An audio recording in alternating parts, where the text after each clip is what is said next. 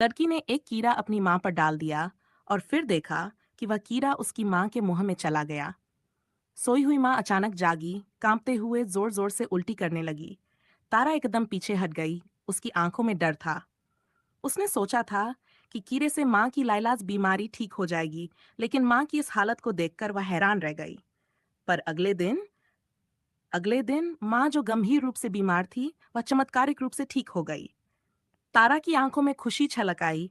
उसने राहत की सांस ली, लेकिन उसने ये नहीं देखा कि माँ का व्यवहार अब कुछ अजीब हो गया था। आधी रात के बाद माँ ड्रेसिंग टेबल के सामने झुकी कमर के साथ बैठी थी। उसकी गर्दन में अजीब सा दर्द और खुजली हो रही थी।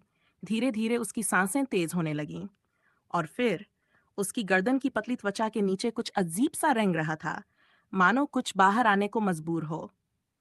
माँ ने खुद को शीशे में देखा और उसकी आंखों में एक बेचैनी थी।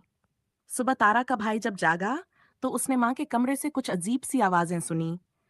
वो आवाज का पीछा करते हुए माँ के कमरे तक पहुंचा, लेकिन तभी माँ अचानक तेजी से सीढ़ियां उतरने लगी।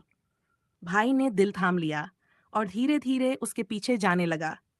नीचे पहुंचते ही जो उसने देखा वह दिल दहला देने वाला था।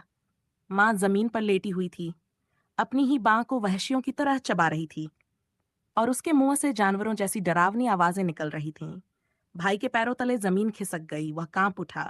फिर अचानक माँ का शरीर एकदम सुस्त हो गया। वह बेहोश हो गई। भाई की चीख निकल गई।